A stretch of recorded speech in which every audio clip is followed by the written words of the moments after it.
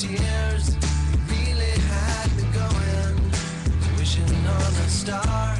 Welcome back, Gotham. Metropolis, Emerald City, and Xanadu. I am Scooter McGee. We are, of course, speaking with our guest tonight, Larry Pratt from Gun Owners of America. Please learn more about them at www.gunowners.org and support in any way you can. Even if it's just passing the link to friends, or if you've got a couple extra bucks in your wallet and you feel the need for those of us to keep possessing our high-capacity magazines, donate to the cause, gunowners.org. But joining us back on the phone, of course, dedicated to the cause of the Constitution of the United States of America and defending your rights, Larry Pratt from Gun Owners of America. Larry, sorry we had to take that break to pay sponsors. You know, we're not supported by the government here on radio. We do have to pay our bills. But that's right. You're not NPR. I forgot. No, I am not. I will never be NPR, my friend. Let's hope not. Well, anyway, this guy had asked what I initially thought was a very bizarre and inexplicable question of Giffords back in 2007. He had asked, and he didn't like her answer because it was probably somewhat logical, what is government if words have no meaning? And then when I realized that this guy was imbibing nihilism as a philosophy, that makes sense in that regard, at least it's in the context. This guy was already in his own drug-infested world way back in 2007. Yep. Nothing to do with what you say on the radio or Sarah Palin says on the internet. It was all in his own little hate-filled satanic world, and the left is not helping themselves by saying it was Sarah Palin at all. In fact, it's interesting that the initial polling a few days after the murders found that 32% of the American people were buying the leftist narrative that it was right-wing talk radio, Sarah Palin, and so forth. After the president's speech in Arizona, it had gone down to 28%. So my conclusion, keep it up, lefties. You're embarrassing yourself. You're informing more and more Americans that you're not connected to the world they live in. At all. Larry, I want to take you back to the last time you were on the show last fall when we were celebrating in Arizona as they repealed the CCW law. Do you remember that? And yesterday in Wyoming, the same kind of law was passed, save for one vote, unanimously in a state Senate committee. So it'll be going out to the floor for a vote. And there's an even better measure in New Hampshire that would, among other things, say that if a sheriff were to try to keep you from getting a permit, because it's an option under these newer no-permit bills, that if you want to have a permit so you can have reciprocity with other states, you can do that. And if the sheriff tries to keep you from getting such a permit when he can't prove that you couldn't buy a gun, he is no longer allowed to serve in public office. Boy, there's a little legislation with teeth. Larry, I direct your attention back to Arizona the last time you were on the show because what startled me from the Tucson, Tom Brokaw won't go into a bar on a weekend at night because it didn't happen there. It happened in a Safeway parking lot on a Saturday morning, approximately 1 hour from the Mexican border, a very violent place, and we've talked about that as well. Well, let me say, Scooter, about Tom Brokaw, if I were in that bar, I'd be happy that he would not come in because I couldn't agree with you more. More booze for the rest of us. Right. He'd probably eat up all the freebies at the social, at what is it they call the happy hour. At the happy hour. No, I don't want to go back to this, but here's where I'm going with this question because I want your reaction. What I reacted to was much like the situation with the school board shooting. You know, you got to wait until the gun's out of ammo. Nobody else had a gun on a Saturday morning at the Safeway parking lot 1 hour away from a very, very violent place right now.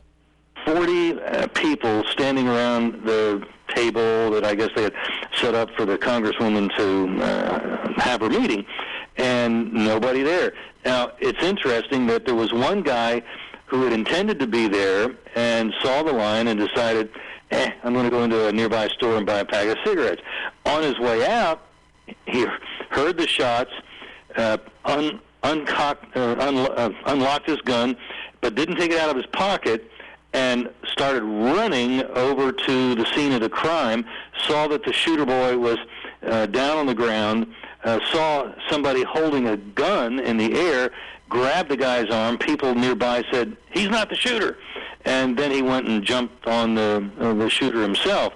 This guy said, "I was emboldened to do this because I had my gun." Had he been in line, it's at least arguable, since the Congresswoman was the first victim, that probably wouldn't have stopped that from happening. But who knows, maybe the actual murders and other woundings that occurred might have been stopped. If just one person. Just one.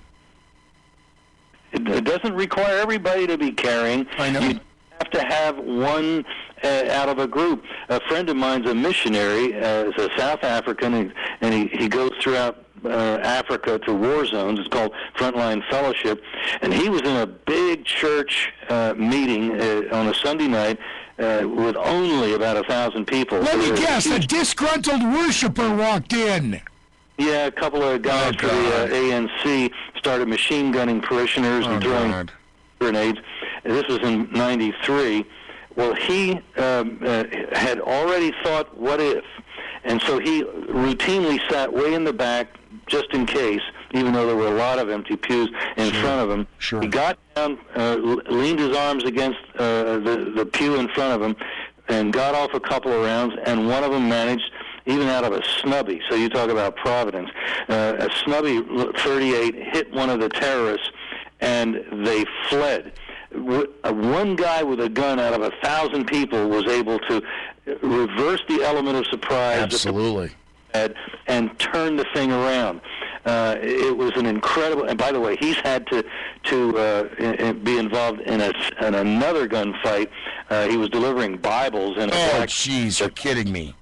I mean, South Africa is not to be believed. And if you don't have a gun there, you're bait for the crooks. Larry, So, in the last 2 minutes I have do you think we're going to be able to fend off this latest legislation to bring back the Brady gun bill where it comes to my high-capacity magazines? And am I about to be a felon showing them on the World Wide Web? Or do we get to keep these? I think that Boehner's response to Peter King's bill was, that's not going anywhere. I think it didn't even deserve an answer to Carolyn McCarthy in the minority party. And what we accomplished in the last election was the NRA had endorsed so many of these blue dogs who were actually Like anti-gun. Betsy Markey up here. Yes, we talked about that too, yes. We endorsed the good guys, some 30 of whom won. That said something to the Republican leadership. They finally began to see that, the NRA is not really our friend, and that we were able to explain to them that it's not just in endorsements, giving $5,000 to Harry Reid, it's also the way they do legislation on the Hill. And it turned lights on for Cantor when he saw what had been happening in the Senate, where the NRA was not helpful, to say the least, to Senator Coburn and some of the other pro-gun leaders. And I'm hopeful that nothing will move on the gun front unless they're satisfied that we're okay with it. So I think more than just a Republican conquest of the House occurred. I think we were able to get them to understand who their real friend is.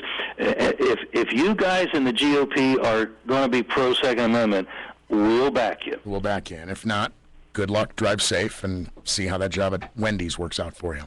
Exactly. Get another day job. Again, www.gunowners.org. Larry, anybody else on the World Wide Web you want them directing?